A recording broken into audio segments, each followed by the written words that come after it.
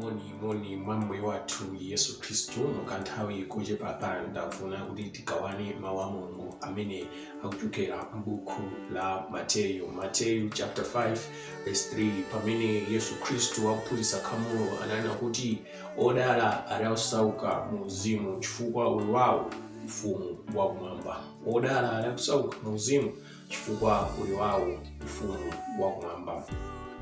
Nthawi zambiri anthu timatha kukhala mu zinthu, timatha kukhala nazo zinthu koma osazindikira koma osadziwa. Nthawi zina umatha kumpeza munthu atagona ndithu mmamawa akuoneka kuti wagona ndithu kalekale, mwina ndithu wagona kuti ndithu mkati mwa usiku, koma kumpeza kuti munthu mwinanso alibe mayala, ali mphepete mwa msewu wagona, nkumadabwa kuti akulu akuganiza bwanji pamene umadziwa kuti ayi singakhale china ayi imene ndi chani, umenewu ndi mowa ndi umene wampangisa kuti asazindikire kuti kukuzizira anene kuti akagone potani potetha. Mowa ndi umene wampangisa kuti asazindikire, asadziwe kuti mmene akugona mu mbali mwa msewu ndi potani ndi moopsa. Kotero ndithu anthu timatha kukhala mu zochitika, timatha kukhala mu zinthu zimene ifeyo ndithu tili nazo zimene zikuchitika pakati pathu komano osadani osazindikira osadziwa. Ndiye Yesu Kristu akunena kuti ndi wodala munthu amene ali osauka mwidani mu uzimu chifukwa uli wawo ufumu wakumwamba. Ambiri ndi osauka mu uzimu, ambiri ife ndi osauka mu uzimu. Mawu awa onena kuti osauka mu uzimu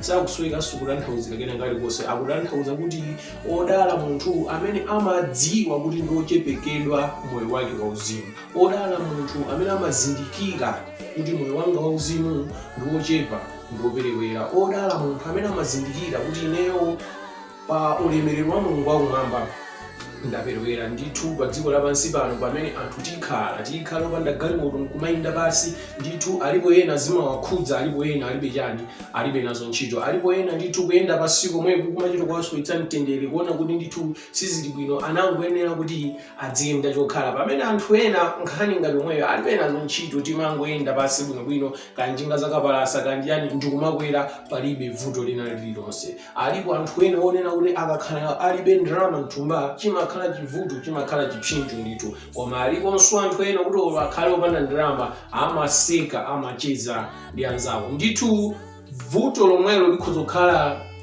vuto kwa munthu wina, chinthu chomwechonso chikhoza kukhala kuti si vuto kwa ndani, kwa munthu wina, zikungotengera kuti munthuwe ndi otani. Ndiye ndithu Yesu Kristu akunena kuti alipo ambiri aumphawi osauka moyo wawo wauzimu. Tilipo anthu ambiri amene moyo wathu wauzimu kulibiretu kena kalikonse, komano ndi odala munthu yekhayo amene amafika podziwa ndi kuzindikira ndi kuzimva ndi kuona kuti iyayi komano moyo wanga wauzimu sukuyenda bwino, moyo wanga wauzimu suli bwino. Chifukwa kudziwa ukuku ndi kumene kuti apangitse kunena kuti iyayi ndikuyenera kuti ndichitepo kanthu, monga mmene munthu wazindikirira kunena kuti iyayi apakuti sipali bwino, pakuti sisi bwino. Vuto lina lilonse limene walidziwa ndi kulizindikira moyo mwako munthu umayesetsa ndi kuchita kuthekera konse kuti vuto lo uthane nalo. Koma vuto limene sukulidziwa, sukulizindikira, vuto limene lolo palibe chimene umatani umachitapo. Abale anga, moyo wanu wauzimu kuli bwanji? Moyo wanu wauzimu chidzalo chake ndi chotani? Ulemerero wa Mulungu umene umayenera kupezeka mwa inu ulimo? Mzimu Woyera amene amayenera kupezeka mwa inu alimo? Makhalidwe a Mulungu amene amayenera kupezeka mwa inu alimo? Mawu akunena kuti ndi odala anthu amene amadziwa ndi kuzindikira kuti moyo wanga wauzimu sizili bwino. Titatha kusamalira zinthu za dziko lapansi, titatha kuyang'anira zinthu za dziko lapansi, tiona kuti ana athu ndi osaphunzira apite ku sukulu, tiona kuti ayi munthu umayenera ukhale ndi nyumba, ukhale ndi pokhala, tiona kuti chosoweka chimenechi tipanga zokamanga nyumba, tiona kuti iyayi munthu sufunika uzikhala chonchi, moyo umayenera uzikhala chonchi. Tisamalitsa zinthu zimenezo. Kodi timasamaliranso moyo wathu wauzimu? Umphawi ndi kusauka kumene kulipo ku moyo wathu wauzimu timakuona ndi odala anthu amene amaona umphawi ndi kusauka ndi kusowa kwa moyo wawo wauzimu.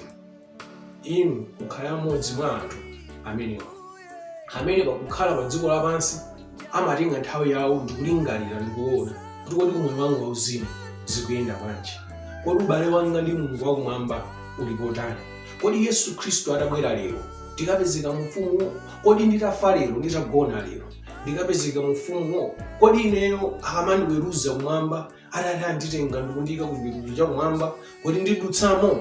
Ndi odala amene amaona kusoweka ndi kuperewera kwa moyo wauzimu. Chifukwa ndi kusoweka kumeneko ndi kuperewera kumeneko ukakuzindikira kumene kumakupangisa kuti iyayi ndichitepo kanthu.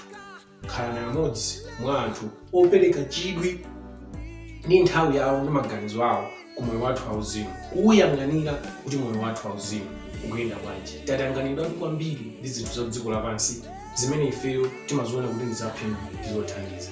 Inde ndizothandizadi ndizaphindu, koma pali china chimene tikuyeneranso kuchisamalira ndicho moyo wathu wauzimu. Zapa dziko ndi zina zonse zikuthera pompano, koma nkhani ya uzimu idzapitirira mpaka muyaya ngati tichita kusamala. Mulungu wakumwamba akudalitseni. Khala modala, samalirani moyo wanu wauzimu. Ngati ukuperewera chitanipo kanthu.